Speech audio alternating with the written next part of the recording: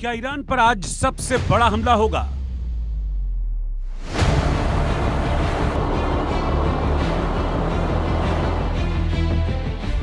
क्या Israel Iran की जंग में अमेरिका कूदेगा?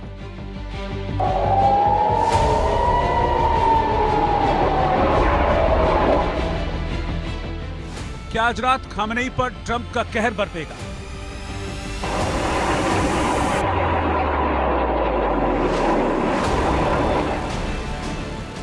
क्या आज ही अमेरिका खामेनेई का खात्मा कर देगा?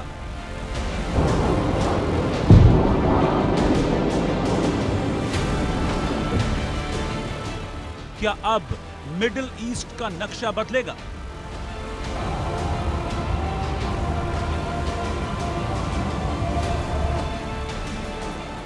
ये सवाल बेवजह नहीं है, ये सवाल बेबुनियाद भी नहीं है, बल्कि इन सवालों के पीछे है अमेरिका की जंगी तैयारी की ये तस्वीरें। इन सवालों के पीछे है अमेरिका के ये विनाशक फाइटर जेट्स जो ईरान के करीब पहुंच चुके हैं।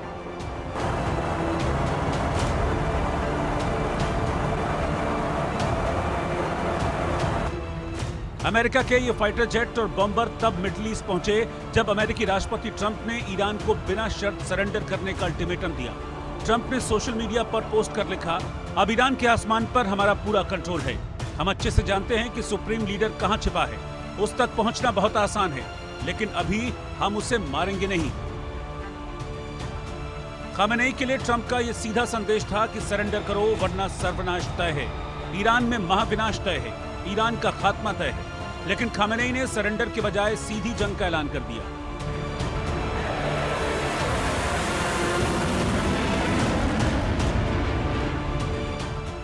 ईरान के सर्वोच्च लीडर अयातुल्लाह अली खामेनेई ने ट्रंप की चेतावनी के ठीक बाद सोशल मीडिया पर लिखा, हैदर के नाम पर युद्ध शुरू होता है, हम आतंकी इजराइल को कड़ा जवाब देंगे, उन पर कोई दया नहीं दिखाएंगे। इस ऐलान के ठीक बाद ईरान ने इजराइल पर 25 मिसाइलें दाग दी। ईरान की इस्लामिक रिवॉल्यूशनरी गार्ड कॉर्प्स ने जंग में पहली बार फतेह मिसाइल का इस्तेमाल किया।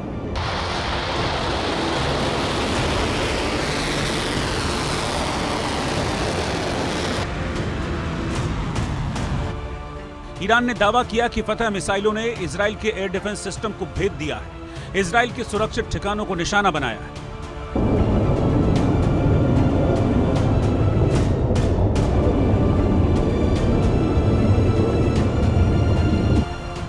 यह हमला इजराइल और उसके सहयोगी देशों को ईरान की ताकत का सीधा संदेश था। यह हमला अमेरिका को उकसाने वाला था।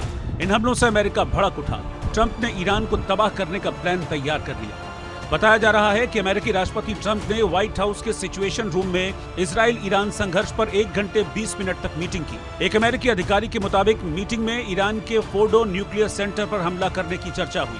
अमेरिकी अधिकारी के मुताबिक अमेरिका ईरान के इस न्यूक्लियर सेंटर पर बंकर बस्टर बमों से हमला कर सकता है।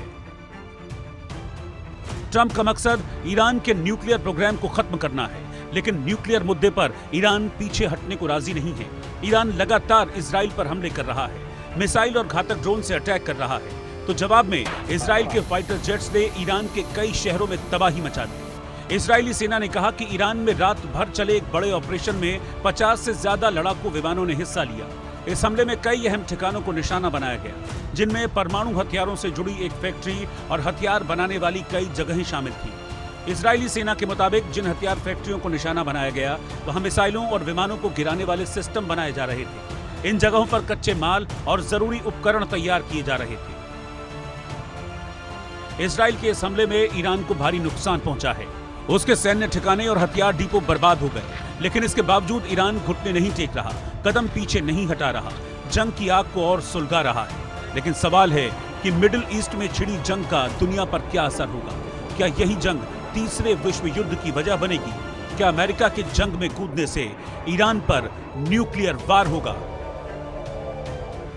Bureau report, India news.